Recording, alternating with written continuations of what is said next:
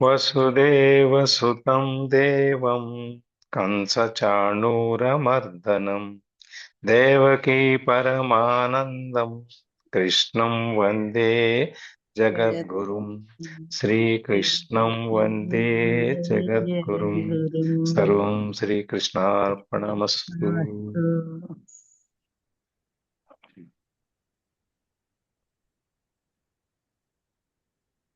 నిన్న మనం 30వ శ్లోకం చూసాము. అందులో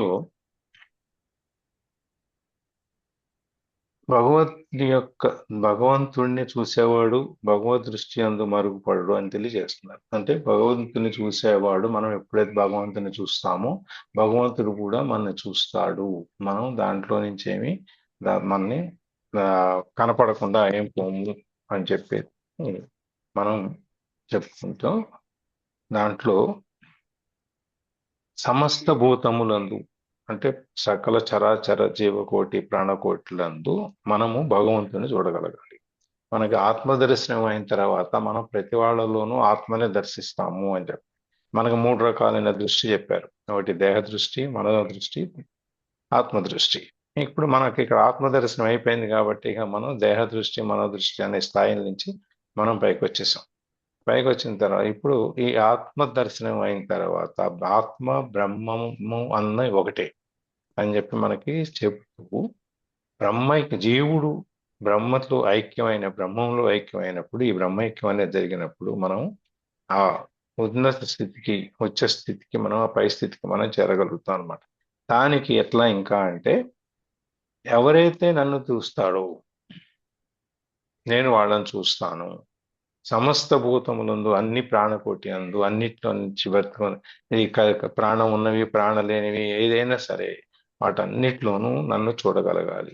నన్ను చూడగలిగినప్పుడు నేను వాళ్ళని చూడగలుగుతాను. అట్లాంటి వాడికి నేను కనబడతాను, నాకు వాళ్ళు కనబడతారు అని చెప్పి ఈ స్వామి మనకి 30వ శ్లోకంలో చెప్తున్నారు. దాంతోపాటు మనం ఈ చూడటం అనేది సహజంగా మనకి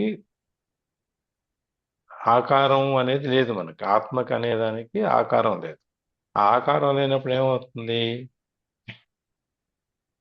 మనం చూడలేం. మనం ఎందుకంటే మన పూజలు మనం ఏది చేసుకున్నా, గుడికి వెళ్ళిన పూజలు చేసుకున్నా భగవంతుణ్ణి ఒక స్వరూపంగా మనము కళ్ళ ముందు పెట్టుకుని ఆరాధిస్తాం. మనకి ఈ విగ్రహ ఆరాధన అనేది మనకు ఉంది. స్వామిని ఏ విధమైన రూపంలో సరే మనం దర్శించుకుని ఆ దర్శనంతో మనం ఉంటాం. అందుకని ఇక్కడ స్వామి ఏం చెబుతున్నారంటే అన్నిట్లోనూ నన్ను చూడని చెబుతున్నారు. అది ఎక్కడైతే నువ్వు అన్నిట్లోనూ చూస్తావో ఇది దృశ్య వస్తువు కాదు. నేను దృశ్యంగా నువ్వు ఈ ఆభరణాలన్నీ వేసుకొని అడుగుల అవి మనిషిని చూడటానికి కనపడటం అక్కడ ఉండదు.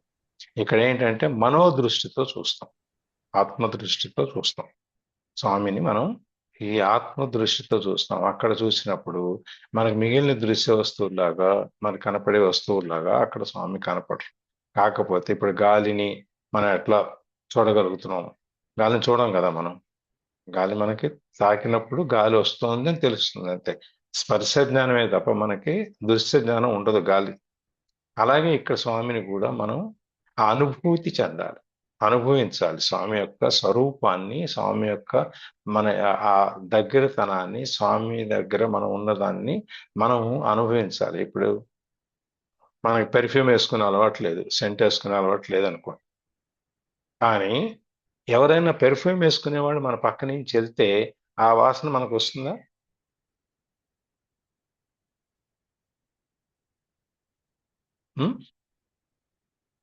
వస్తుంది సార్. వస్తుంది కదా. అంటే వస్తుంది. మనము వేసుకోకపోయినా కూడా మనము ఆ వాసనని ఎట్లయితే అనుభవిస్తున్నామో అలాగే ఇక్కడ కూడా స్వామి ఆకార రూపంలో కనపడకపోయినా కూడా మనము ఆ నిరాకారమైనటువంటి రూపాన్ని మనం అనుభూతి చెందాలి, అనుభవించాలి. మనకి ఈ గాలి తగిలితే ఎట్లయితే చల్లగాలి వచ్చింది, అబ్బా చల్లగా ఉంది, ప్రాణానికి హాయిగా ఉందని మనం ఎలాగైతే ఆ అనుభూతి చెందుతామో ఇక్కడ కూడా స్వామిని మనం అనుభూతి చెందాలి, అనుభవించాలి. స్వామి యొక్క దగ్గరతనాన్ని, మన దగ్గరే ఉన్నారు, మన ఎదురుగుండా ఉన్నారు, మనకు కనిపిస్తున్నారు, మనం దర్శనం చేసుకుంటాం అనేటువంటి దాన్ని మనం పూర్తి శరీరంతో మనం అనుభవించగలగాలి. అందుకని స్వామి గారు చెప్తుంది, ఒకసారి జీవుడు పరమాత్మలో ఐక్యమైపోయిన తర్వాత వాళ్ళిద్దరూ వేరు వేరు కాదు, వాళ్ళిద్దరూ ఒకటే. కాబట్టి ఆ ఒకళ్ళే అయినప్పుడు ఒకరికొకరు తెలియకుండా ఎట్లా ఉంటారు, తెలుస్తుంది కదా. ఇప్పుడు మనం ఒకటే అయినప్పుడు, మనం అందరం 15 మంది 20 మంది మనం అందరం ఒకటే అయినప్పుడు మనం ఒకరికొకరు తెలుస్తున్నాం కదా మనం. అవునండి, అవునండి, తెలుస్తామండి. అట్లాగే స్వామితో మనం ఐక్యం అయిపోయినప్పుడు కూడా స్వామికి మనం తెలుస్తాం, మనకి స్వామి తెలుస్తాడు. అందుకని నాకు కనపడతాడు, నేను కనపడతాను అని చెప్పి స్వామి చెప్తున్నారు ఇక్కడ అనమాట. అందుకని మన ఇక్కడ ఏంటంటే దీన్ని మన స్వామిని చూసేటప్పుడు ద్వైత దృష్టి, అంటే వేరే దృష్టి, సగం దృష్టి ఒకదాని మీద, సగం దృష్టి ఒకదాని మీద పెట్టి చూడకూడదు. మన పూర్తి దృష్టి, పూర్తి కాన్సన్ట్రేషన్, తీవ్రత, ఏకాగ్రత మొత్తం ఒకే విషయం మీద ఉండాలి. డివైడెడ్ ఫోకస్, డివైడెడ్ ఇంట్రెస్ట్ అది ఉండకూడదు. మన యొక్క శ్రద్ధా భక్తులు ఏవైతే ఉన్నాయో అవి ఇక్కడ మనం వేరే వాళ్ళకి వీళ్ళకి ఒకేసారి పంచటానికి కుదరదు. ఒక్కొక్క పని మీద, ఒక్కొక్క ధ్యాస మీద ధ్యానం చేసేటప్పుడు మన ధ్యాస అంతా ఒక చోట ఉంటుంది. అది నీకు ఇక్కడ ఆజ్ఞా చక్రం మీద ఉండొచ్చు, నాసిక చివరి భాగంలో ఉండొచ్చు, ఇక్కడ మరి కంఠం కింద ఉండొచ్చు, లేకపోతే విశుద్ధి చక్రం కింద ఉండొచ్చు, మూలాధార చక్రం కింద ఎక్కడైనా ఉండొచ్చు. నీ శరీరంలో నీ ధ్యాసను ఎక్కడైనా పెట్టుకోవచ్చు. కానీ అది ఆ ఒక్క స్థలంలోనే ఉండాలి. నువ్వు ఎక్కడ ధ్యాసని అంటే కాసేపు ఆజ్ఞా చక్రం మీద, కాసేపు సహస్రార చక్రం మీద, లేదా కాసేపు ఇక్కడ హృదయం దగ్గర, ఈ విధంగా రకరకాలుగా మనము శ్వాసని తిప్పలేము. మనం శ్వాసని తిప్పేది అంతే. ఎక్కడంటే ఉమ్. మనం, చెప్పండి. అంతేనే, అవును సార్ అంటున్నాను. ఉమ్. మనం అది, అందుకని శ్వాస అనేదాన్ని మనము, మన యొక్క ధ్యానము ధ్యాస అనేదాన్ని మనం ఎప్పుడు ఒకే వస్తువు మీద ఉంచాలి. అది మల్టీ టాస్కింగ్, మన 10 పనులు ఒకేసారి చేసేస్తుంటే చాలా గొప్పవాళ్ళం అని కాదు. ఒక పనిని నువ్వు 10 సార్లు చేసి దాంట్లో ప్రావీణ్యత సంపాదించుకుని నువ్వు దాన్ని పూర్తిగా నువ్వు కళ్ళు మూసుకుని కూడా నువ్వు చేయగలిగినప్పుడు నీకు ప్రావీణ్యత వస్తుంది అనమాట. నువ్వు దాంట్లో ధ్యాసతో కనిగిపోతావు. ఇప్పుడు మనం రోజు తిరిగే ఇల్లు, ఇంట్లో రోజు తిరుగుతూనే ఉంటాం కదా, అన్ని ఏమో అవును, ఏముందో మనకు తెలుసు కదా. తెలుస్తుందండి. తెలుసు కదా. కళ్ళు అవునండి. మూసుకొని వెళ్ళండి, ఉహు. వెళ్ళగలరా? వెళ్ళలేమండి. మరి రోజు తిరిగేదే కదండి. వెళ్తాం కానీ కొంతవరకు పూర్తిగా వెళ్ళలేమండి, ఎందుకంటే ఏదో ఒకటి శక్తిలో తగులుతుంది, తగ్గుతుందండి. ఏదో ఒకటి తగిలితే తగిలినప్పుడు కళ్ళు తెరుస్తుంది. అవునండి.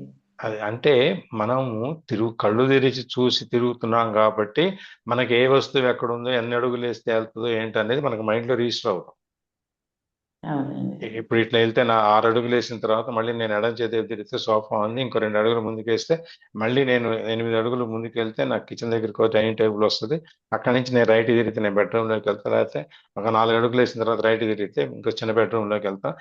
ఇవన్నీ మనం మనసులో పెట్టుకోవాలి. అవును.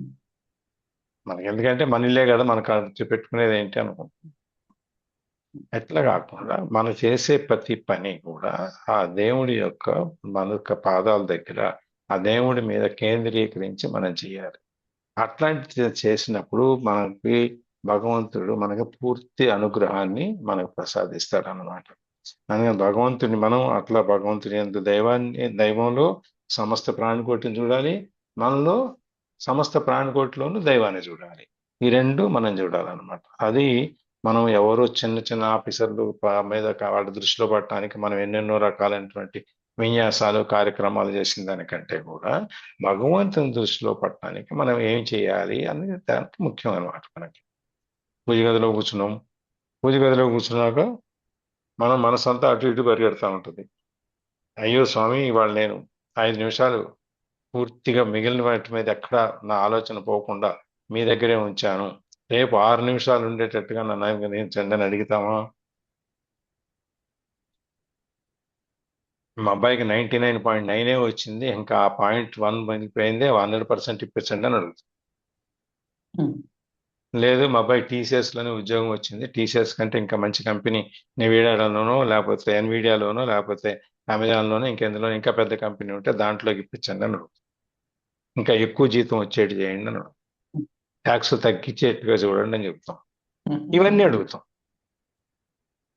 నాకు భక్తిలో, దైవం మీద నాకున్న ఏకాగ్రతలో నాకు ప్రమోషన్ కావాలని మాత్రం అడగం.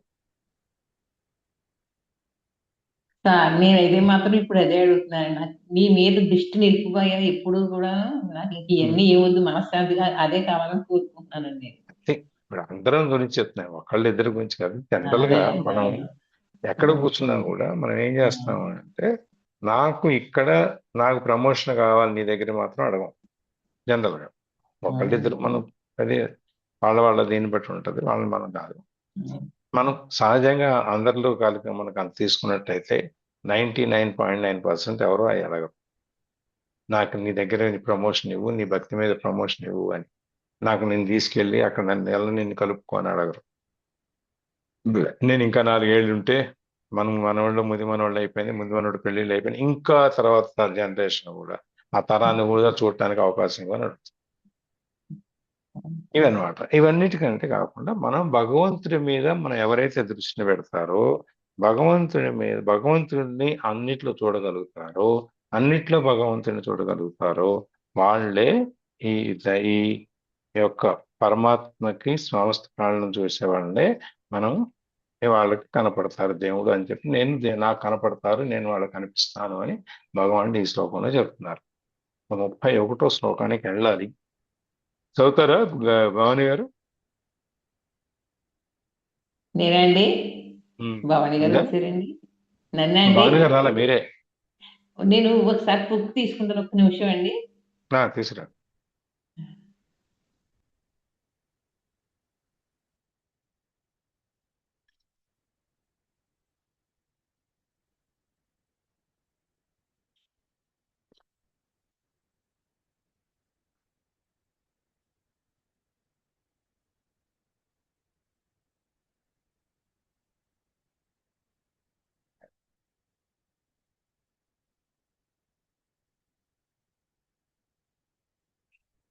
లలిత ఇవాళ ఇంకా ఎవరు రాలేదు మన వాళ్ళు.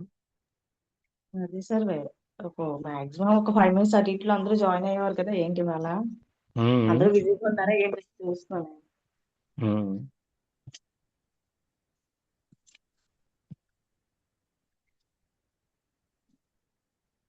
ఎన్నో అధ్యాయం సార్? 6వ అధ్యాయంలో 31వ శ్లోకం. తప్పులు వచ్చేస్తే మీరు చూసుకోండి, నేను ఒత్తులు పలకలేదు. చాలా అంటే చదవలేకని కాదు, మీరు తెలుస్తుంటుంది కదని చెప్పి. తెలిసిన ఒత్తులు పలకలేకపోతున్నాను అనమాట అండి. అదే నేను భగవద్గీత ఏ క్లాసులు పెడుతున్నారని జాయిన్ అవుదాం అనుకుంటున్నానండి. Very good. మధ్యాహ్నం అదే రుక్మిణి గారు క్లాస్కి వెళ్తున్నాను కానీ ఇంకా టైంలో ఉందన్నారు. అప్పుడు జాయిన్ అవుదామనండి. సరే, జాయిన్ అవ్వండి. ఏదో కొంచెం అలా ఏమైనా వస్తుందేమో. ఈ ఒత్తులు పలకడమే కష్టమవుతుందండి నాకు. వస్తాయి అయ్యే చదువుతుంటే. 6వ అధ్యాయం 6వ అధ్యాయంలో 31వ శ్లోకం. జై శ్రీరామ్ అమెరికారుణి గారు, జై శ్రీరామ్ ప్రభావతి గారు. సార్ జై శ్రీరామ్ సార్. జై శ్రీరామ్ అమ్మ అందరికి. జై శ్రీరామ్ అండి అరుణ్ గారు. జై శ్రీరామ్ అండి. 31 అండి.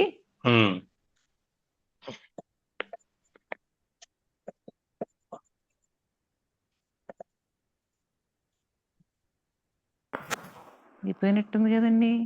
31. ఓకే చూస్తాను. ప్రభావతి చదువుతారా?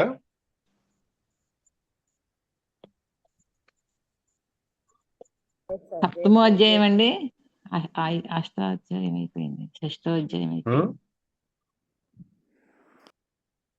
ప్రభావతి 6వ అధ్యాయం అండి, 6వ అధ్యాయం. 6వ అండి. ఓకే ఓకే 6వ అధ్యాయం. ఓకే.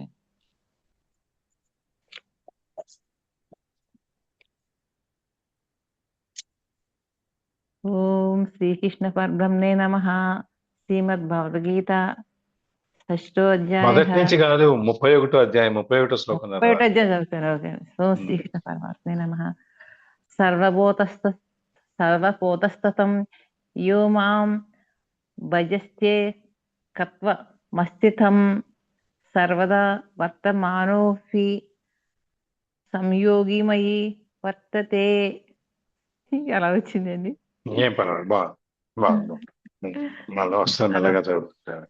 చదువు సర్వభూత స్థితం సమస్త భూతముల యందున్న మాం నన్ను యా ఎవడు ఏకత్వం అభేద బుద్ధిని సర్వత్రా ఒకే పరమాత్మ అను భావమును అస్థిత పొందినవాడై భజతి సేవించుచున్నాడో సయోగి ఆ యోగి సర్వదా వర్తమాన అపి ఏ విధముగా ప్రవర్తించున్నవాడైనను వ్యవహరించుచున్నను లేక ధ్యానమందున్నను మయి నాయందే వర్తతే ఉండువాడగుచున్నాడు. ఎవడు సమస్త భూతములందు నన్ను అభేద బుద్ధి అంటే సర్వత్రా ఒకే పరమాత్మ అనేటువంటి భావంతో కలిగి సేవించుచున్నాడో అట్టి యోగి ఏ విధముగా ప్రవర్తించుచున్నవాడైనను సమాధి నిశ్చయందున్నను లేక వ్యవహారం సలుపుచున్నను నాయందే అంటే ఆత్మయందే ఉండువాడు అగుచున్నాడు. ఇప్పుడు దీంట్లో మనకి మళ్ళీ ఇంకోసారి చెప్తున్నారు, అన్నిట్లోనూ నన్ను చూడాలి అని చెప్పి. సమస్త భూతములందు అభేద బుద్ధి అంటే మనం మన బుద్ధి మొత్తం, మన మనస్సు ఏకాగ్రత అన్ని దాని మీదే ఉంచి పరమాత్మ ఒక్కడే, భగవంతుడు ఒక్కడే అని చెప్పి ఆలోచించి దాని మీద నమ్మి చేసేవాడికే నేను భగవంతుడు కనపడతాడు, నా యందే ఉంటాడు. అట్లాంటి వాడు యోగి ఏ విధంగా ప్రవర్తించినా కూడా అంటే ఏ విధంగా ప్రవర్తించడం అంటే దుష్కర్మలు చేస్తూ నేను నేను ఏ పని చేసినా కూడా, నేను వాడిని చంపేసినా పొడి చేసినా నా మనసు మాత్రం, నా ఆత్మ మాత్రం మీ పాదాల దగ్గరే ఉంది కాబట్టి నేను ఈ యోగిని అని చెప్పడానికి వీలేదు. యోగి అనేవాడు సత్కర్మలను మాత్రమే చేయాలి కాబట్టి సత్కర్మలు చేస్తూ గృహస్థాశ్రమంలో ఉంటూ నువ్వు సంసార జీవితంలో ఉంటూ కూడా నువ్వు చేయగలిగినప్పుడు, నువ్వు ఆత్మని నా దగ్గర పెట్టగలిగినప్పుడు నేను కనిపిస్తాను, నాతోనే ఉంటాడు వాడు, అట్లాంటి వాడు అని చెప్పి ఆయన్నే ఉంటాడు అని చెప్తున్నారు అన్నమాట. ఇక్కడ రెండు ప్రశ్నలు వస్తాయి మనకి. భగవంతుడు ఎచ్చట ఉన్నాడు, దేవుడు ఎక్కడున్నాడు, ఏ ఉపాయం చేత, ఏ విధమైన మనము పని చేయటం వలన లేకపోతే ఏ కర్మ చేత భగవంతుని యందు మనము నిశ్చలమైన స్థితిని సంపాదించుకుంటాం. ఒకటి, దేవుడు ఎక్కడున్నాడు. రెండవది, మనం ఏం చేస్తే ఆ దేవుడిని మనం సంపాదించుకుంటాం, లేకపోతే ఆ దేవుడి దగ్గర మనం ఉండగలుగుతాం, దేవుడు మన దగ్గరే ఉండగలుగుతాడు అనేది. అంటే దేవుడు ఎచ్చట ఉన్నాడు అనే సంశయం మామూలుగా అందరికీ వస్తుంది. దేవుడు ఎక్కడ ఉన్నాడు, నేను ఈ రూపంలో సత్యనారాయణ స్వామి రూపంలో చూడాలా, కృష్ణుడి రూపంలో చూడాలా, రాముడి రూపంలో చూడాలా, మత్స్యావతారంలో చూడాలా, వరాహవతారం చూడాలా, ఏ అవతారంలో, నరసింహ అవతారంలో చూడాలా, లేకపోతే శివలింగంలో చూడాలా, ఇంకో దాంట్లో ఎక్కడ చూడాలి, ఇవన్నీ మనకు సందేహాలు వస్తాయి. మనకి ఏ సందేహం వచ్చినా మనం చెప్పేది, నీకెక్కడ నమ్మకం ఉంది, నువ్వు ఎక్కడ నమ్ముతున్నావు అనే దాని మీదనే నువ్వు చూడు. మిగిలినవన్నీ నువ్వు ఏ రూపంలో చూస్తున్నావు అని కాదు. నీకు రూపం అనేది, స్వామిని నీ రూపంలో ఎందుకు పెట్టుకుంటున్నావు అంటే మన మనసు ఏకాగ్రత కోసం పెట్టుకుంటున్నాం. మనకు ఒక ఆకారం అనేది మనకు కావాలి కాబట్టి పూర్తిగా ఒక ఆకారం మీద మన దృష్టిని నిలబెట్టినప్పుడు మెల్లమెల్లగా మనం ఎప్పుడైతే మనం ఆ నిర్వాణ స్థితిని, ఆ ఐక్యమైన స్థితిని మనం చేరుకుంటామో అప్పటికి మనకి ఆ ఆకారం అక్కర్లేదు. శూన్యంలో కూడా మనం భగవంతుని చూడగలుగుతాం, ఆ అనుభూతి పొందగలుగుతాం. అందుకని చెప్పి దేవుడు ఎక్కడున్నాడు అనేది ప్రశ్నే కాదు. అందుకని మనకు ఆ దేవుడు ఎక్కడున్నాడు అనే ప్రశ్న రాకుండా ఉండటం కోసమే మనకి ఆయన నరసింహస్వామి అవతారంలో స్తంభంలో నుంచి బయటకు వచ్చాం. అవును సార్. ఇప్పుడు నేను మీరు ఇంతకు ముందు మనం ఏకాగ్రత ఒకే దృష్టి మీద ఉండాలి ఒకే అన్నారు కదా. ఇప్పుడు మనకి ఈ అధ్యాయం ముందు అప్పుడు అనుకున్నానండి, అసలు ఇన్ని ఫోటోలు పెట్టేసుకుని చేస్తా ఉంటాం కదా. అసలు నిబ్బరంగా ఏదైనా ఒకటే కదా, ఇన్ని పెట్టేసుకుని మనసేమో అన్ని ఫోటోల మీద తిరిగిపోతా ఉంటుంది అని మిమ్మల్ని ఇప్పుడు అడుగుదాం అనుకున్నాను. మళ్ళీ అడగలేదండి. కానీ ఆ అధ్యాయంలో ఇప్పుడు ఈ క్వశ్చన్ వచ్చింది చూడండి నాకు. భగవంతుడు ఎక్కడున్నాడు అనేది దేవుడే తీర్పిచ్చినట్టుందండి ఇప్పుడు. అందరికీ సందేహం వస్తుంది. ఇప్పుడు మా ఇంట్లో కూడా ఈ దేవుడి గది నిండా ఇన్ని ఫోటోలు ఉంటాయి. అవునండి. ఒక్కళ్ళనే ధ్యానించు. నువ్వు పెరుమాళ్ళని ధ్యానించదలుచుకున్నావా, విష్ణు అవతారంలో ధ్యానించడం, విష్ణు అవతారాన్ని ప్రార్థించు, ఇంకా అక్కర్లేదు. అవునండి. లేదు, నువ్వు శివావతారంలో చూస్తున్నావా, ఆ లింగావతారంలో అక్కడే చూడు. ఆ, అంతే అండి. ఎక్కడైనా సరే నువ్వు ఒక చోట నీ యొక్క మనసుని నువ్వు కేంద్రీకరించు, ఒక ఆకారం మీద కేంద్రీకరించు. ఎప్పుడైతే ఆ ఆకారాన్ని నీ మనసులో నిలబెట్టుకుంటావో, ఎప్పుడైతే ఆ ఆకారం మీద నువ్వు పూర్తి ఏకాగ్రత, నీకు దీక్షని ఉంచి నువ్వు అదే తలుస్తూ ఉంటావో, తర్వాత నీకు ఆకారంతో సంబంధం లేదు. అవును సార్. అది అందుకని చెప్పి మనకి భగవంతుడు ఎక్కడున్నాడు అనే దానికి, భగవంతుడు అన్ని చోట్ల ఉన్నాడు, అన్నిట్లోనూ ఉన్నాడు అని ఆయన ప్రతి శాంతిలో, ప్రతి విషయంలో ఆయన నిరూపిస్తుంటూనే ఉన్నాడు. అవునండి. ఇది మనకి ఎక్కడ చూసినా ప్రహ్లాదుడి దగ్గర, హిరణ్యకశిపుడి దగ్గర నుంచి మనకి లక్ష్మీ నరసింహావతారంలో మనకి బయటకు వచ్చారు. అవునండి. అలాగే రావణుడి దగ్గరికి వెళ్ళినా, రామాయణంలో చూసినా ఆయన ఎక్కడికక్కడ నేనున్నాను అని చెప్పి నిరూపించుకుంటూనే వెళ్ళారు. మన సుందరకాండ చూస్తే అర్థం అవుతుంది మనకి. ఆంజనేయ అవునండి. స్వామి లంకకి వెళ్ళినప్పుడు అక్కడ ఒక్కొక్కటి ఎలా చేసుకుంటూ రావాలి, లంకా దహనం వరకు కూడా ప్రతి చోట ఆయన, రాముల వారు ఆయనతోనే ఉన్నాడు. అవునండి. అన్ని చోట్ల ఆయన తన యొక్క ఉనికిని చాటుకుంటూనే ఉన్నారు. నేను ఇక్కడ ఉన్నాను. మనం గుర్తించలేకపోతే తప్పు మనది, కానీ ఆయనది కాదు అవునండి. కదా. అవునండి. ఇప్పుడు రోడ్డు మీద వెళ్తున్నాము, పలుకు రాళ్ళు ఉన్నాయి, లేకపోతే ముళ్ళు ఉన్నాయి. చూస్తూ చూడక నాకేమైంది అని చెప్పి కాలేసాం అనుకోండి, ఎవరు కూర్చుకుంటుంది? మనకేనండి. మనకే కూర్చుకుంటది. అయ్యో ఇక్కడ రాళ్ళు ఉన్నాయి, లేకపోతే ముళ్ళు ఉన్నాయి, ఈ ముళ్ళ కంపెనీ పక్కకేసేసి మనం వెళ్దాము అని చెప్పి అనుకుంటే ఏమవుతుంది? మనకి గుచ్చుకోదు, మన తర్వాత వచ్చే వాళ్ళకి గుచ్చుకోదు. అవునండి. అది అంటే మనకి మనంగా చేసుకునేటువంటి ఉపకారం ఏదైనా ఉంటే అది నలుగురికి కూడా ఉపయోగపడుతుంది. అవునండి. అవును. అది అందుకని భగవంతుడు ఎక్కడున్నాడు ఏంటి అనే దాని గురించి, భగవంతుడు ఇక్కడే ఉన్నాడు, ఎక్కడికి వెళ్ళలేదు, మన పక్కనే ఉన్నాడు, మన లోపలే ఉన్నాడు. ఆయన అందుకే మన లోపల దాక్కుంది. నువ్వు లోపల నుండి నన్ను చూడరా బాబు నువ్వు అని. మరి ఆయన మరి పట్టుకోవటం ఎట్లా? భగవంతుడు ఎలా ఉన్నాడు అంటే, ఎక్కడున్నాడు అంటే, పాలల్లో మేగడుంది. అది ఎప్పుడు వస్తుంది? వేడి చేసినప్పుడు వస్తుంది. అవునండి. అవును. వేడి చేసి చల్లారి పెట్టిన తర్వాత పాల మీద మేగడ కడుతుంది కదా. అవునండి. అది మళ్ళీ దాంట్లో కొంచెం పెరుగు తోడేస్తే ఆ పాలే మళ్ళీ పెరుగులాగా పెరుగు మారుతాయి. అవుతుందండి. మళ్ళీ దాన్ని తొరకొస్తుందండి. చిలికితే వెన్న వస్తుంది, దాన్ని కాంచితే మళ్ళీ నెయ్యి వస్తుంది. అవునండి. ఉత్తి పాలలో ఇవన్నీ కనపడతాయా మనకి? ఏం కనిపించవండి. కనపడవు. అట్లాగే భగవంతుడు కూడా మనకి తెలియకుండానే మన లోపలే ఉన్నాడు. నువ్వు దాన్ని వేడి చేసి చల్లారబెట్టి చిలికి నువ్వు తోడేసి చిలికి నువ్వు ఎట్లా నెయ్యి అయితే తయారు చేసుకుంటావో ఆ విధంగా నిన్ను తయారు చేసుకో. Okay sir. నిన్ను నువ్వు ఆ విధంగా నువ్వు వేడి చేసుకుని ఎందుకంటే ఎంత పెద్ద గొడ్డలైనా ఏదైనా కానీ ఆ సమ్మిట పోటు అనేది లేకుండా అది తయారవదు వస్తువు. ఇప్పుడు మన బంగారం ఆభరణాలు చేయించుకుంటున్నాం.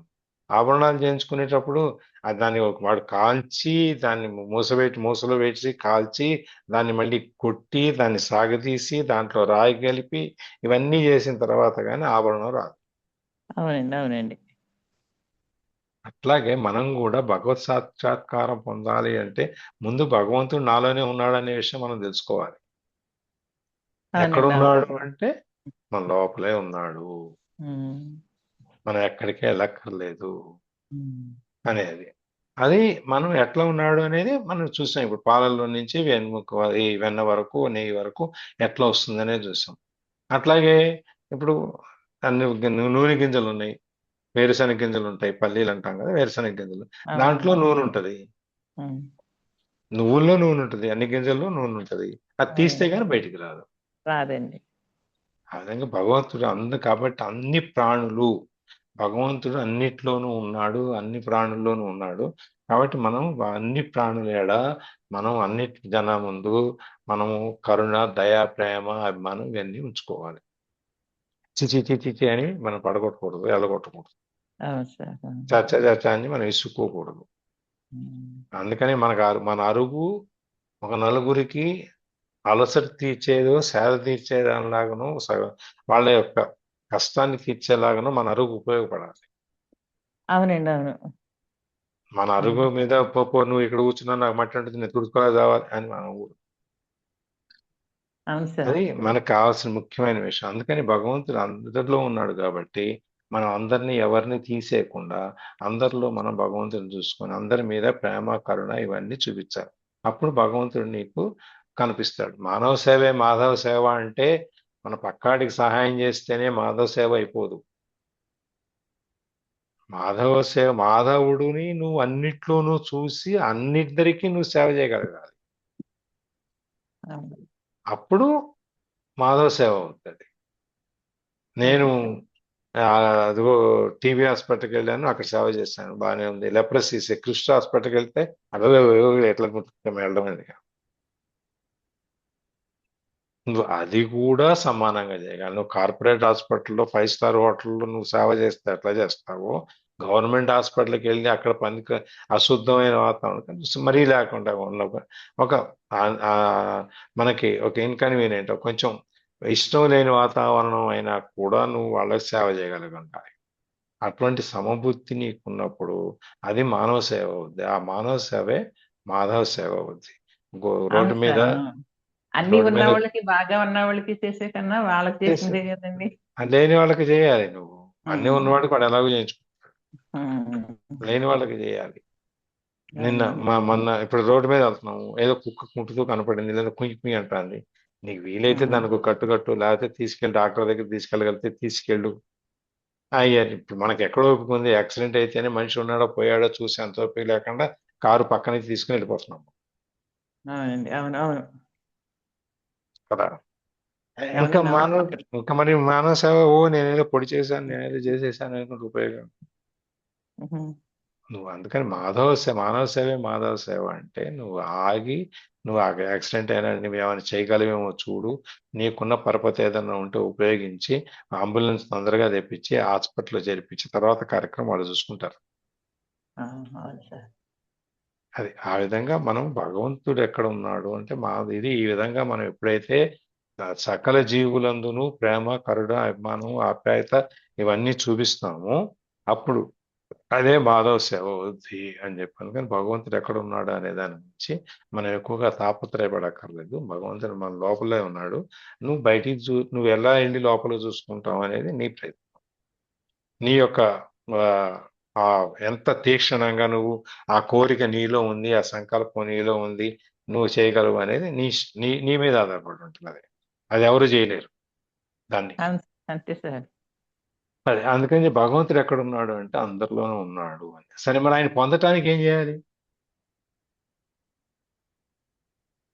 మళ్ళీ రెండో ప్రశ్న చెప్పాను.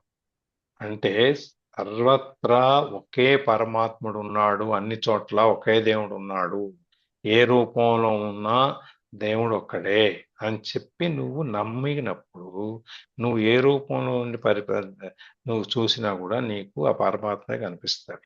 అక్కడ నీకు అన్డివైడెడ్ ఇంట్రెస్ట్, అభేద్యమైనటువంటి, అంటే అభేద్యం అంటే మనకి మామూలుగా ఈ రాజులు కోటలు ఉన్నప్పుడు ఆ అభేద్యమైన కోట అంటే పగలగొట్టలేని ఇంకొకరు చేరలేనటువంటి ఆ కోట గోడలు అంత గట్టిగా బలంగా ఉంటాయి అన్నమాట. అట్లా నీ యొక్క దృష్టి, నీ యొక్క ఆలోచన, నీ యొక్క కోరిక, నీ సంకల్పం ఆ విధంగా ఉండాలి. అభేదము అనే దానికి అర్థం భేదం లేకుండా నీకు గట్టిగా స్ట్రాంగ్గా ఉండేటువంటి నువ్వు ఇంకొకళ్ళు నిన్ను చెడగొట్టలేని, పగలగొట్టలేని, మెడగొట్టలేని గోడలు ఎట్లా ఉంటాయో ఆ విధంగా నీ యొక్క సంకల్పము భగవంతుడి యందు నీకు ఉండాలి. అలా ఉన్నప్పుడు నువ్వు అలా ధ్యానించినప్పుడు, సేవించినప్పుడు భగవంతుడు నీకు కనిపిస్తాడు అనమాట. మనం వాన ఉంది, వాన ఎక్కడ పడుతుంది? మన ఇంటి ముందు పడితే రోడ్డు మీద తుడిచేస్తాం. అదే గిన్నెలో పడితే దాని ఇంకొక విధం, అదే పూల తొట్టులో పడితే ఇంకొక విధము, మురుగులో పడితే ఒకటి, అదే సముద్రంలో పడితే ఒకటి, నదిలో పడితే ఒకటి, చెరువులో పడితే ఒకటి. ఇదే ఒకటే వాన, కానీ దాని స్వరూప స్వభావాలు అది పడే స్థలాన్ని బట్టి మారిపోతాయి.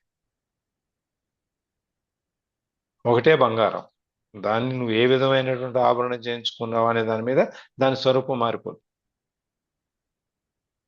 ఒకటే మట్టి, కుండలు చేసడానికి మట్టి ఒకటే, కానీ ఏ రూపంలో చేసుకుంటున్నావు నువ్వు?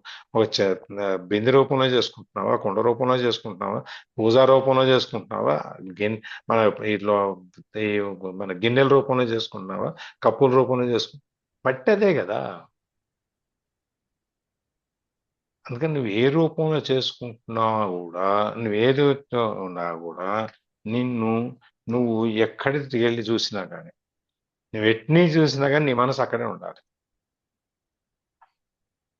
మనం ఆ విధంగా మనం చేసినప్పుడు అట్లాంటి మనకి ఆ ఏకాత్మ అనే జ్ఞానం అనేది ఉండేప్పుడు, అభేద్యమైనటువంటి జ్ఞానం ఉండేటప్పుడు, ఇంకొకరు ఎవరు చెడగొట్టలేనటువంటి జ్ఞానం మనకు ఉన్నప్పుడు, అట్లాంటి వాళ్ళు అట్లాంటి మహనీయులు మనకి అనేక కార్యాలు చేస్తూ కూడా భగవంతుని యందు నివసిస్తారు. వాళ్ళు వీళ్ళు ప్రపంచంలో ఉన్నా, భౌతికంగా ఉన్నా కూడా వాళ్ళు భగవంతుని అందే వాళ్ళు తిరుగుతూ ఉంటారు, భగవంతుడితోనే తిరుగుతూ ఉంటారు. వాళ్ళు అట్లాంటి వాళ్ళు మనకి ఆ వాళ్ళకి ఎన్ని పనులు చేసినా సరే ఆ భగవంతుని అందు ఉన్న నమ్మకము, ఆ స్థితి, మనసుని అక్కడ కేంద్రీకరించింది, అది మాత్రం మారదు. అది అక్కడే ఉంటుంది అన్నమాట. అందుకని ఇక్కడ సర్వదా వర్తమానోపి అనే దానికి అక్కడ నువ్వు ఏ పనులు అక్కడ మనకు ఇందాక మనకి వ్యాఖ్య చూసేటప్పుడు వాడు చెప్పారు, వాడు ఎటువంటి యోగి అయిన తర్వాత వాడు ఏ పనులు చేసినా కానీ నా యందే వాడి దృష్టి ఉంటుంది అని చెప్పాను. అట్లాంటి వాడు నాలో ఉంటాడు అని అంటే యథేచ్ఛగా నువ్వు ఏది కావాలంటే అది ఆచరించవచ్చు అని కాదు అక్కడ అర్థం. మనం అనుకున్నట్టు సత్కర్మలను చేసుకుంటూ ఉండాలి. నువ్వు దుష్ప్రవర్తన అనేది ఉన్నప్పుడు, నువ్వు నా మనసుని నీ మనసును నా దగ్గర పెట్టినా కూడా, నువ్వు నన్ను ఆత్మదర్శనం చేసుకోగలిగినా కూడా, నువ్వు నీ కర్మలు కనుక మంచివి కాకపోతే నువ్వు నన్ను చూడలేవు.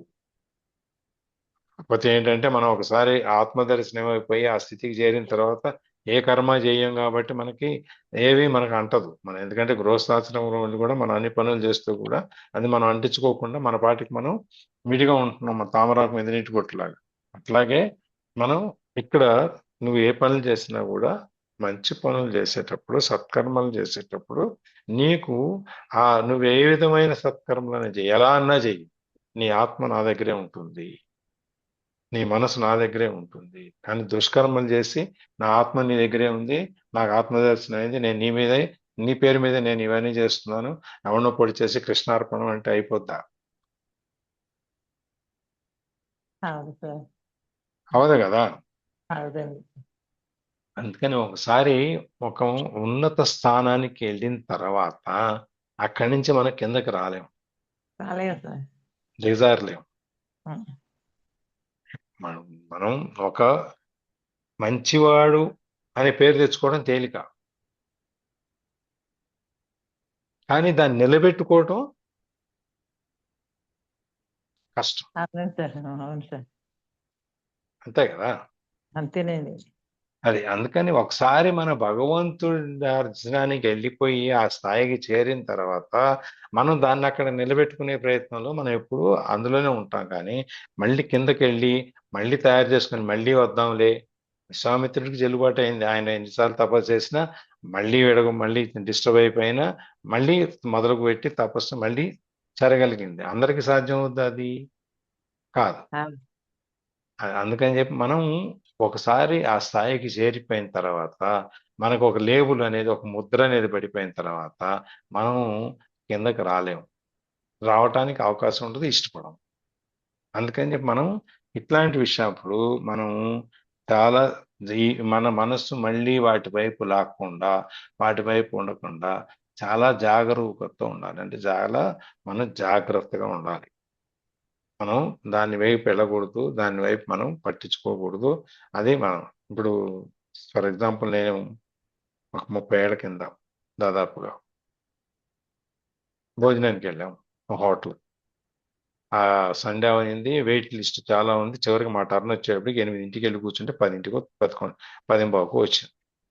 మేము లోపలికి వెళ్తే అన్నీ అయిపోయినాయి, అక్కడ ఏం లేవు, అన్ని లాస్ట్లో మిగిలిపోయిన ముక్కలన్నీ ఉన్నాయి అంతే.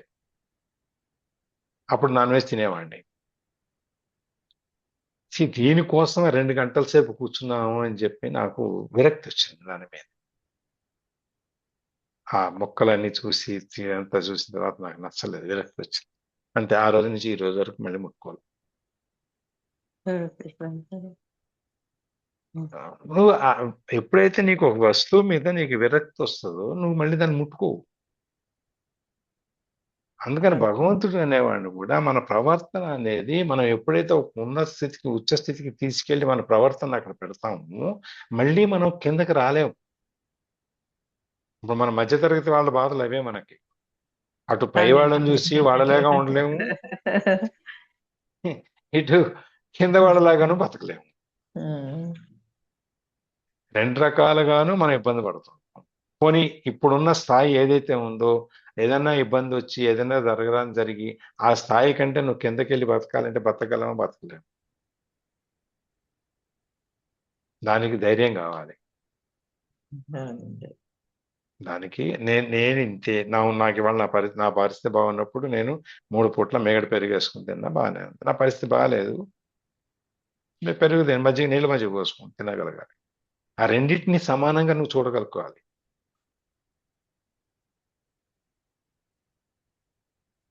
అప్పుడు నీకు ఒక స్థాయి అనేది, నీకు సమస్థితి అనేది వచ్చినప్పుడు నీకు ఇవన్నీ చేయగలుగుతావు. అది వచ్చిన తర్వాత నీకు 3 పూట్ల మళ్ళీ మేడిగా పెరుగు వచ్చినా ఒకటే, నీళ్ళ మజ్జిగ పోసినా ఒకటి, నీకేం తేడా కనపడుతుంది. అందుకని మనం ఎప్పుడూ కూడా మన స్థితిని, మానసిక స్థితిని మనం జాగ్రత్తగా గమనించుకుంటూ ఉండాలి. అందుకని మనం ఎప్పుడు కూడా ఉంది కదా అని చెప్పి పొంగిపోకూడదు, లేదు కదా అని చెప్పి కృంగిపోకూడదు. ఉన్నదాన్ని ఆ రోజున ఏదైతే ఉందో ఇవాళ మనకి ఇది ప్రాప్తం అని చెప్పి కృష్ణార్పణం అని చెప్పి దీన్ని తీసేసుకు అయిపోయింది. ఇంకా కావాలి నాకు ఇంతకంటే, ఇంకా చూడాలి, వేస్ట్ అది. ఏదైనా పెళ్లికి వెళ్ళావు, రిసెప్షన్కి వెళ్ళావు, నీకు నచ్చిన స్వీట్ ఉంది, తినేసేయి, అయిపోయింది. 2 రోజులు 2 తిను, 3 తిను, 4 తిను, ఎవడు ఆపడు కదా అక్కడ. మీకు తర్వాత నీకు తినబుద్ధి కదా ఎట్టాడు. అదే ఒక స్థాయి చేరిన తర్వాత మనం ఆ స్థాయిలో నిలబడటానికి చాలా జాగ్రత్తగా మనం ఒళ్ళంతా కళ్ళు చేసుకుని ఉండాలన్నమాట. అప్పుడు మనం భగవంతుడిని చేరటానికి అది ఒక ఉపాయం. అంతకంటే మనకి ఇది 2 రకాలైనటువంటి. ముందు మన భగవంతుడు ఎక్కడున్నాడు అనేది, భగవంతుడు ఎక్కడున్నాడు, అన్ని చోట్ల ఉన్నాడు. మనం ఏ రూపంలో తలుచుకున్నామో ఆ రూపంలో నీకు కనిపిస్తాడు. రెండవది, దాన్ని చేరటానికి ఏమిటయ్యా నీకున్న ఉపాయం అంటే, నీ యొక్క శ్రద్ధ భక్తులు ఏవైతే ఉన్నాయో అవి అభేద్యంగా, అంటే పగలగొట్టలేనివి, నాశనం చేయలేనివి. ఎవరు దాన్ని వచ్చి దాన్ని నీకు ఇదంతా అవసరమా, నీకెందుకు, హాయిగా రా, సాయంత్రం వెళ్ళి బార్కి వెళ్ళి శుభ్రంగా తాగొద్దాం అని చెప్పినా కూడా, నువ్వు వెళ్ళినా కూడా నువ్వు దాన్ని అక్కడ స్వీకరించకుండా ఉండగలిగినటువంటి నీ మనోనిబ్బరం ఏదైతే ఉందో అది ఏకత్వంలో ఉంటుంది. భగవంతుడిని ఏకాత్మ అని చెప్పి చూడు, పరమాత్మగా చూడు. నువ్వు ఏ రూపంలో చూస్తున్నావు అనే సంబంధమే లేదు. ఒకసారి నువ్వు ఆ విధంగా చూడటం మొదలుపెట్టిన తర్వాత మెల్లమెల్లగా ఆకారం కూడా మాయమైపోతుంది. మాయమైపోయినప్పుడు నీ మనసు ఎక్కడ ఉంటుంది, నీ ఆత్మ దగ్గర ఉంటుంది. ఆత్మ ఎక్కడ ఉంటుంది, బ్రహ్మంలో ఉంటుంది.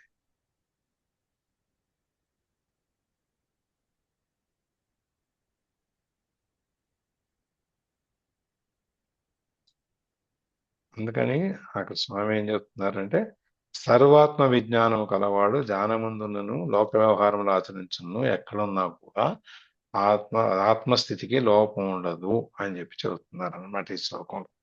నువ్వు ఏమైనా చెయ్యి, ఎక్కడన్నా ఉండు, నువ్వు సత్కర్మలు చెయ్యి, నా మనసు నా దగ్గర పెట్టు, నేను నీలోనే ఉన్నాను, నువ్వు నన్ను గుర్తించు అని చెప్పేది అక్కడ చెప్తున్నారు. అదే ఏమవుతుంది, 32వ శ్లోకానికి వెళ్దాం. చదవనా సార్? చదువుతారా? అవునండి, 7 వచ్చిందిగా, 7 చదివిద్దాం. ఓకే అండి. జై శ్రీమన్నారాయణ. సార్ 6:15 అయిపోయింది టైం. అయిపోయిందా? ఆపేద్దామా? అంటే మళ్ళీ అది స్టార్ట్ చేసిన అవ్వదేమో. అవదు, ఇది పెద్దదేమండి. జై శ్రీమన్నారాయణ. జ్యోతి. జై శ్రీమన్నారాయణ సార్. జై శ్రీరామ్. జై శ్రీరామ్.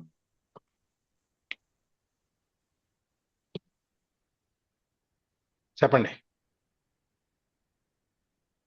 మీరు అంత చక్కగా అంత విడమర్చి చెప్పిన తర్వాత ఇంకేముంటుంది సార్? ఆ, చాలా టైం ఉందమ్మా మీకు చెప్పడానికి. చెప్పండి.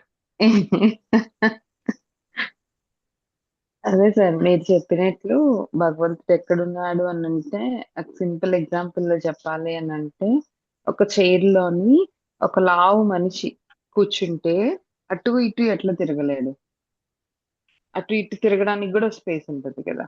సో అట్లా ఈ ప్రపంచంలో అంత ఇదిగా ఇంపాక్ట్ గా ప్రతి దానిలోని ఆయన ఉన్నారు అన్నమాట. సో అంత ఆ, అంటే ఆ పూర్తిగా ఆయన ఉన్నారు కాబట్టి మనము తెలుసుకోలేకపోతున్నాము. అది మనము మన ప్రయత్నం ద్వారా మన యొక్క మనసుని శుద్ధం చేసుకుంటే నెమ్మదిగా అది మనకే స్పష్టంగా తెలుస్తుంది అనమాట. అది ఫస్ట్ మనం ఉమ్, ఇంద్రియ నిగ్రహము అండ్ తర్వాత ఇప్పుడు మనో నిశ్చలం అని చెప్పారు కదా. ఈ మనసుని ప్రశాంతంగా ఉంచుకోవడము, ప్రతి ఒక్కరిలోని ఇంకా ఆ, ఆయనే ఉన్నారు అంటే ప్రతి పాజిటివ్ థింగ్ లోని ఆయన ఉన్నారు అని చెప్పి మనము గుర్తు చేసుకుంటూ ఉండాలి. ఈవెన్ ఆ ఈ వచ్చే సూర్యకిరణాల్లో కూడా ఈ ఈ యొక్క ప్రకృతిలో కూడా ఈవెన్ మొక్కలకి ఎట్లా మొక్కలు కూడా మీకు చూడండి, ఆ అన్ని మొక్కలు ఒకే బళ్ళు పుయ్యవు, ఒక్కొక్క మొక్క ఒక్కొక్క రకంగా పూస్తుంది. సో ఆ మొత్తం ఆయన ఉన్నారు. సో దాంట్లో ఏదైతే అబ్జర్వ్ చేసుకుంటామో మనము అదే మనలోని ఎన్లైట్ అవుతుంది అన్నట్టు. సో ఇప్పుడు పప్పయ్య మొక్క ఉంది, అది ఆ వాటి యొక్క ఎనర్జీని తీసుకొని అది పప్పయ్యగా కన్వర్ట్ అవుతుంది అనమాట. సో వచ్చే ఎనర్జీ అంతా ఒక దగ్గర నుంచే వస్తుంది, కానీ మనం అబ్జర్వ్ చేసే ఆ, దానిలోనే డిఫరెన్సెస్ అనేది ఉందన్నమాట. సో ఆ విధంగా ఇప్పుడు మామిడికాయ అనుకోండి, మామిడికాయ వస్తుంది, అది దానికి పప్పయ్య రాదు కదా. సో ఆ విధంగా ఈవెన్ మొక్కల నుంచి మనుషుల నుంచి కీటకాల నుంచి అన్నిటి నుంచి కూడా ఏ పాజిటివ్ ఎనర్జీ ఉన్నా అన్ని ఆయనలోంచే వచ్చాయి అని మనం గ్రహించగలిగితే ఆ ఇంకా ఆయన ఉన్నారు అని చెప్పి మనం గుడికి వెళ్ళక్కర్లేదు, ఆయన లేరు అని చెప్పి మన ఇంట్లో ఉండి ఏదో పిచ్చి పని చేయాల్సిన అవసరం లేదు. సో ఎక్కడైనా ఆయన ఉన్నారు. నిర్వాణ స్తోత్రం కూడా అదే చెప్తుంది. శంకరాచార్యులు కూడా నిర్వాణ స్తోత్రం రాసిన తర్వాత ఆ కాశీ, రామేశ్వరం అట్లా వెళ్తే అప్పుడు ఆయనకి బాధ అనిపించిందంట ఒకసారి జ్ఞానోదయం అయినాక. స్వామి ఇన్ని రోజులు నేను ఇలా అటు ఇటు తిరుగుతూ ఉన్నాను, కానీ ఇట్లా ఇక్కడికి అని అక్కడికని మీరు ఎక్కడ లేరు అని చెప్పి అప్పుడు ఆయనకి జ్ఞానోదయం అయింది అన్నట్టు కూడా నేను ఎక్కడో చదివాను సార్. సో మనం చూడగలిగితే తిరుపతి వెళ్ళి స్వామిని చూడాల్సిన అవసరం లేదు. నీ మనసులోనే ఉన్నారు. సో నువ్వు ఇక్కడ కూడా చూడొచ్చు. అదే మనకి మీరు చెప్పారు కదా సార్, ఆ, ఆయన ఆ లోపల మనసులోంచి అన్ని ద్వారం తీయడం దగ్గర నుంచి అన్ని చెప్పి 7 ద్వారాలు తెరిచి స్వామిని ఆపాదమస్తకంగా చూపిస్తారు అన్నట్టు. సో ఆ ఆ యొక్క విజన్ మనకి కావాలి అంటే మళ్ళా ఇక్కడికే రావాలి. మనసు అనేది సిద్ధంగా ఉండాలి. అది ఈ యొక్క చాగంట అయింది. తిరుమల దర్శనం ఏదో ఒక రికార్డింగ్ ఉంది, అదే సార్. దాంట్లో చూపిస్తారు మొత్తాన్ని ఉమ్, తిరుపతి అంతా అన్నమాట. చాగంట అయింది. ఓకే కానీ అంతే. అది ఆయన ఎక్కడున్నారు అని అంటే ఇంకా మనము యాక్సెప్ట్ చేయాలి, ఫస్ట్ ట్రూత్ ని యాక్సెప్ట్ చేయాలి.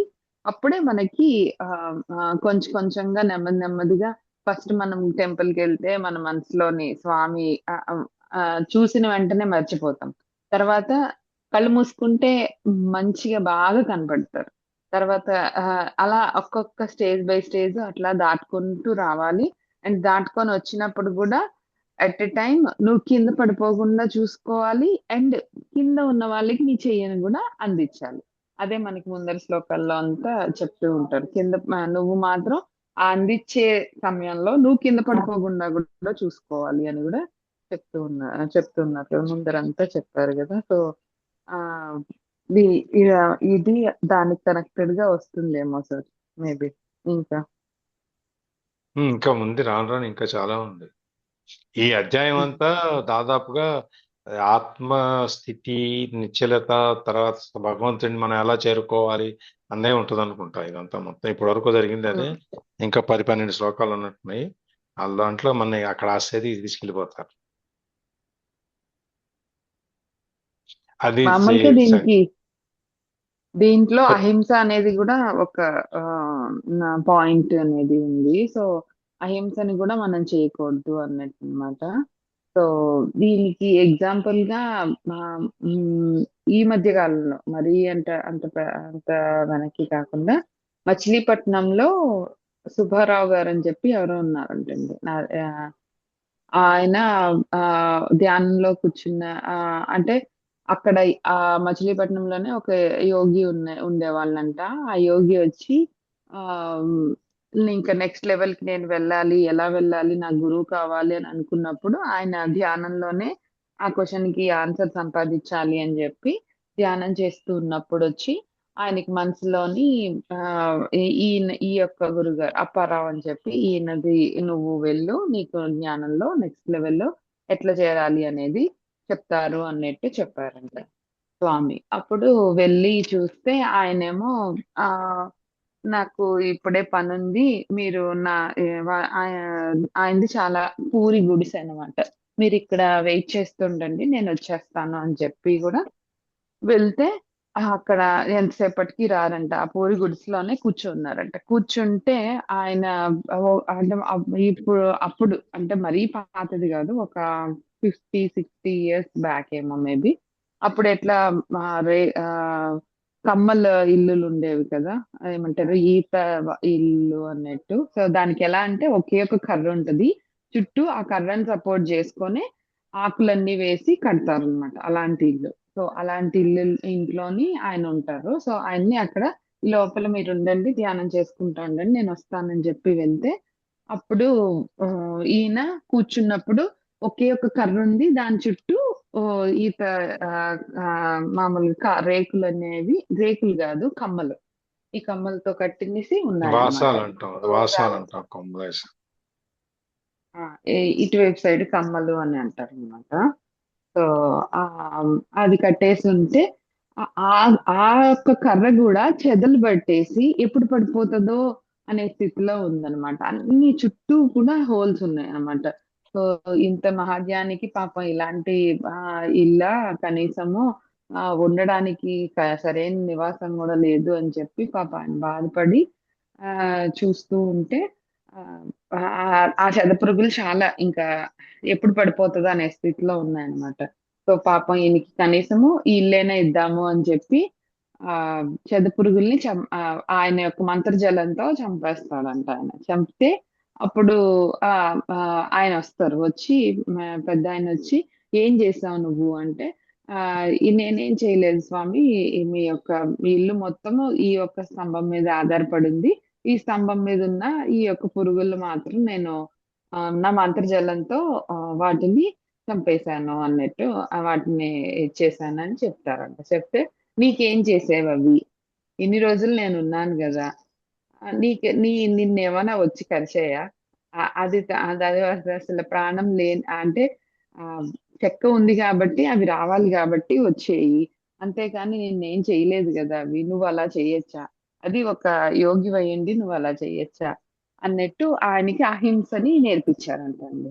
సో ఆ విధంగా అంటే ఆ స్టేజ్కి వెళ్ళిపోయిన తర్వాత, అందుకే చూడండి కనీసము మునులు ఋషులు ఆ స్టేజ్కి వెళ్ళిపోయిన తర్వాత ఆ పాములు పుట్టలు పెట్టినా ఏదైనా వచ్చినా కూడా వాళ్ళు కదలరు, అండ్ వాళ్ళకి ఏం అనిపించదంట. సో మనం మామూలుగా కుక్క గుర్రమంటేనే భయపడతాం, అది ఎక్కడ వచ్చి కరిచేస్తుందో అని అన్నట్టు.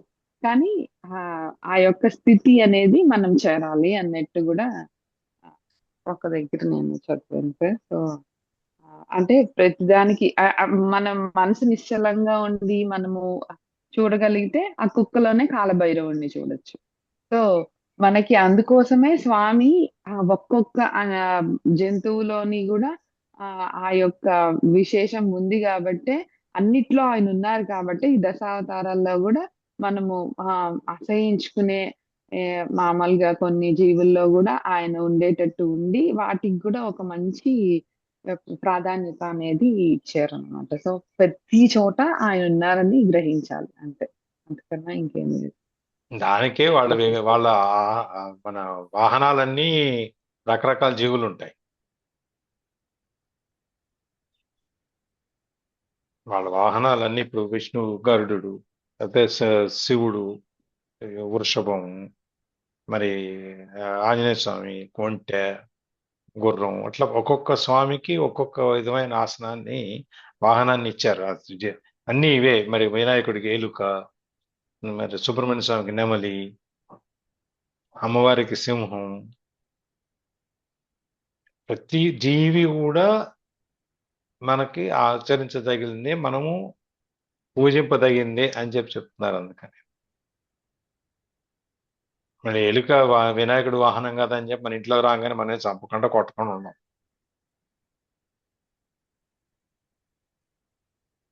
అది చేస్తూనే ఉంటాం.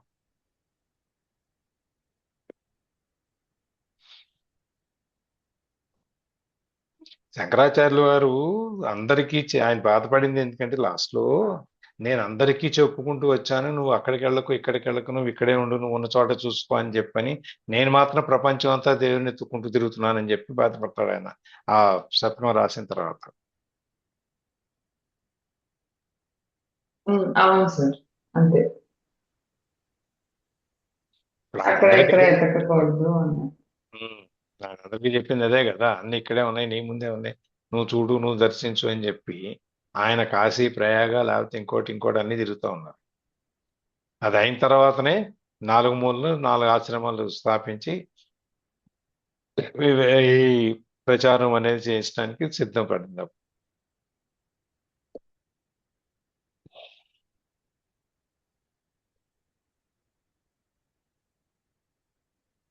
ఓకేనా?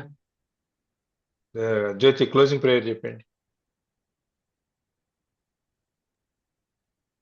योगेशं सच्चिदानन्दं वासुदेवं व्रजप्रियं धर्मसंस्थापकं वीरं कृष्णं वन्दे जगद्गुरुं श्रीकृष्णं वन्दे जगद्गुरुं सर्वं श्रीकृष्णार्पणमस्तु.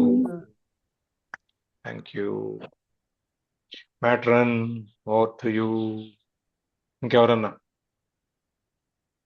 ఇంకెవరన్నా చెప్తారా అండి షేరింగ్స్? అది యాడ్ చేయటం ఏమన్నా? లలిత నల్లమాటి.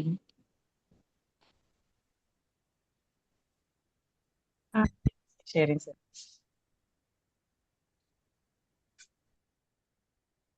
శ్రీలక్ష్మీదేవి.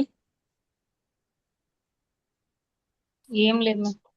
శ్రీలక్ష్మీదేవి గారు నేను వినటం తప్ప ఇంకేమీ చేయను అని నిర్ణయించుకున్నారు, సంకల్పించుకున్నారు. ప్రభావతి శ్రీలక్ష్మీదేవి ఇద్దరు అలానే ఉన్నారు సార్.